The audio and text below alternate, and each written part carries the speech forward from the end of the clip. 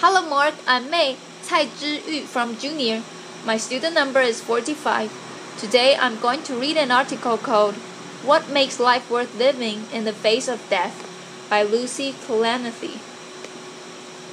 A few days after my husband Paul was diagnosed with stage 4 lung cancer, we were lying in our bed at home, and Paul said, "It's going to be okay," and I remember answering back, "Yes, we just don't know what okay means yet." Paul and I had met as first-year medical school student at Yale. He was smart and kind and super funny. He used to keep a gorilla suit in the trunk of his car, and he'd said, "It's for emergencies only." Laughter. I fell in love with Paul as I watched the care he took with his patients. He stayed late talking with them, seeking to understand the experience of illness and not just its technicalities. He later told me he fell in love with me when he saw me cry over an EKG of the heart that had ceased beating. We didn't know it yet, but even in the heady days of young love, we were learning how to approach suffering together. We got married and became doctors. I was working as an internist, and Paul was finishing his training as a neurosurgeon. When he started to lose weight, he developed excruciating back pain and a cough that wouldn't go away. And when he was admitted to the hospital, a CT scan revealed tumors in Paul's lungs and in his bones. We had both cared for patients with devastating diagnoses. Now it was our turn. We lived with Paul's illness for 22 months. He wrote a memoir about facing mortality. I gave birth to our daughter Caddy, and we loved her and each other. We learned directly how to struggle through really tough medical decisions. The day we took Paul into the hospital for the last time was the most difficult day of my life. When he turned to me at the end and said, "I'm ready," I knew that it wasn't just a brave decision. It was the right one. Paul didn't want a ventilator and CPR. In that moment, the most important thing to Paul was to hold our baby daughter. 9 hours later, Paul died. I've always thought of myself as a caregiver. Most physicians do. And taking care of Paul deepened what that meant. Watching him reshape his identity during his illness, learning to witness and accept his pain, talking together through his choices, those experiences taught me that resilience does not mean bouncing back to where you were before or pretending that the hard stuff isn't hard. It's so hard. It's painful, messy stuff, but it's the stuff. And I learned that when we approach it together, we got to decide what success looks like. One of the first things Paul said to me after his diagnosis was, "I want you to get married." And I was like, whoa, I guess we get to say anything out loud. Laughter. It was so shocking and heartbreaking and generous and really comforting because it was so starkly honest, and that honest turned out to be exactly what we need. Early in Paul's illness, we agreed we would just keep saying things out loud. Tasks like making a will or completing our advanced directives. Tasks that I had always avoided were not as daunting as they once seemed. I realized that completing an evidence directive is an act of love, like a wedding vow, a pact to take care of someone, codifying the promise that I till death do us apart. I will be there. If needed, I will speak for you. I will honor your wishes. That paperwork became a tangible part of our love story. As physicians, Paul and I were in a good position to understand and even accept his diagnosis. We weren't angry about it, luckily, because we've seen so many patients in devastating situations, and we knew that death is a part of life. But it's one thing to know that it was a very different experience to actually live with the sadness and uncertainty of a serious illness. Huge strides are being made against lung cancer. But we knew that Paul likely had months to a few years left to live. During the time, Paul wrote about his transition from doctor to patient. He talked about feeling like he was suddenly at a crossroads, and how he would have thought he would be able to see the path, that because he treated so many patients, maybe he could follow in their footsteps. But he was totally disoriented.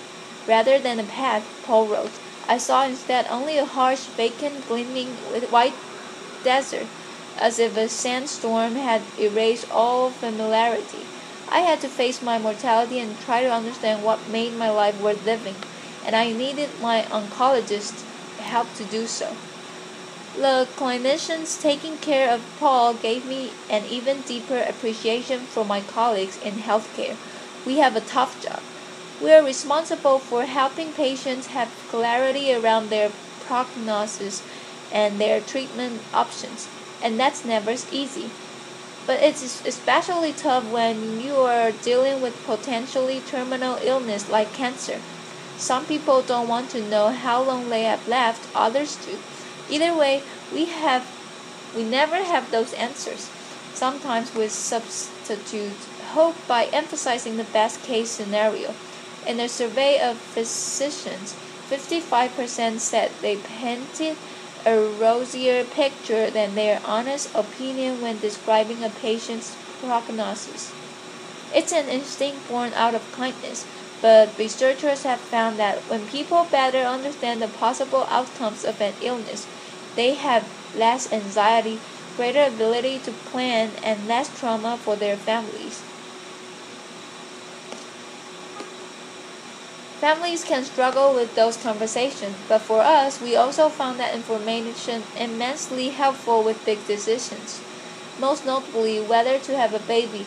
Months to a few years meant Paul was not likely to see her grow up, but he had a good chance of being there for her birth and for the beginning of her life. I remember asking Paul if he thought having to say goodbye to a child would make dying even more painful, and his answer astounded me.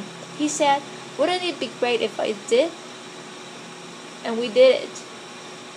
Not in order to spite cancer, but because we were learning that living fully means accepting suffering. Paul's oncologist tailored his chemo so he could continue working as a neurosurgeon, which initially we thought was totally impossible.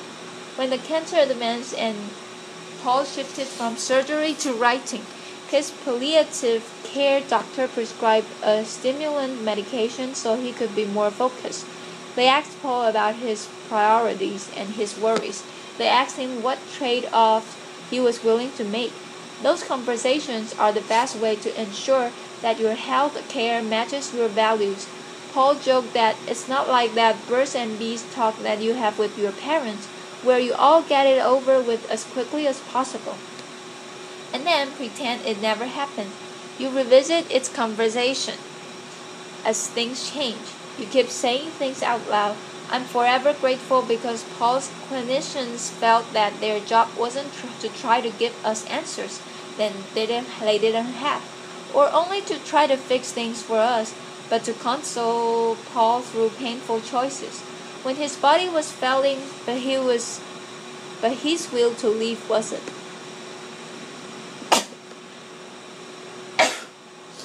Later, after Paul died, I received a dozen bouquets of flowers, but I sent just one to Paul's oncologist because she supported his goals and she helped him weigh his choices. She knew that living means more than just staying alive. A few weeks ago, a patient came into my clinic, a woman dealing with a serious chronic disease, and while we were talking about her life and her health care, she said, "I love my palliative care team. They taught me that it's okay to say no." Yeah, I thought of course it is, but many patients don't feel that. Compassion and Choices did a study where they asked people about their health care preferences. And a lot of people started their answers with the words, "Well, if I had a choice, if I had a choice." And when I read that "if," I understand better why 1 in 4 people receives excessive or unwanted medical treatment, or watches a family member receive excessive or unwanted medical treatment. It's not because doctors don't give it, We do. We understand the real psychological consequences on patients and their families. The thing is, we deal with them too. Half of critical care nurses and a quarter of ICU doctors have considered quitting their jobs because of distress over feeling that for some of their patients, they have provided care that didn't fit with the person's values. But doctors can't make sure your wishes are respected until they know what they are. Would you want to be on life support if it offer any chance of longer life? Are you most worried about the quality of that time rather than quantity? Both of those choices are thoughtful and brave, but for all of us, it's our choice. That's true. At the end of life and more medical care throughout our lives, if you are pregnant, do you want genetic screening? Is a knee replacement right or not? Do you want to do dialysis in a clinic or at home? The answer is it depends. What medical care will help you live the way you want to? I hope you remember that question the next time if you face a decision in your healthcare. Remember that you always have a choice, and it is okay to say no to a treatment that's not right for you. There's a poem by W.S. Merwin, it's just 2 sentences long, that captures how I feel now. Your absence has gone through me like thread through a needle. Everything I do is stitched with its color. For me, that poem invokes my love for Paul, and I knew a new fortitude that came from loving and losing him. When Paul said it's okay to be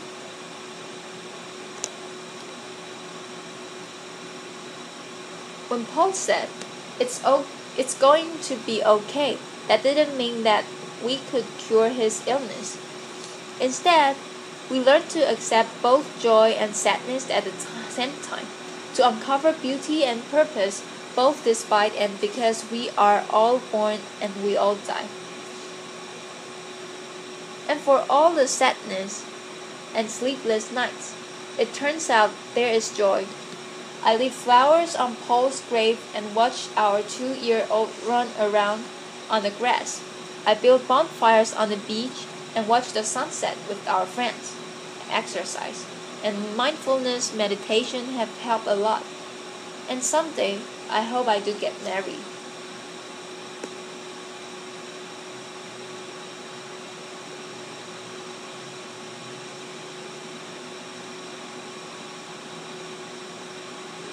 Most importantly, I get to watch our daughter grow. I've thought a lot about what I'm going to say to her when she's older.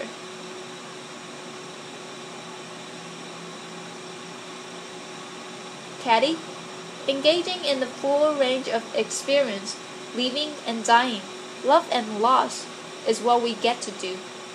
Being human doesn't happen despite suffering. It happens within it. When we approach suffering together, when we choose not to hide from it, our lives don't diminish, they expand.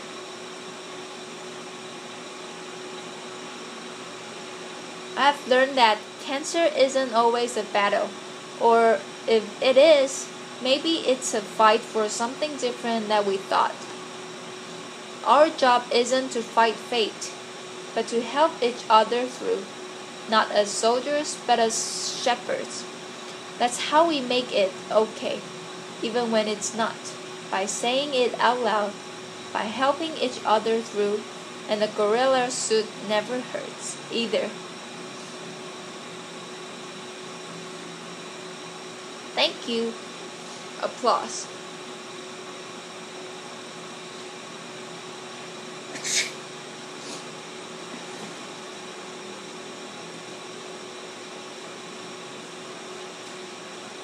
Thank you, Mark. This is the end of my recording.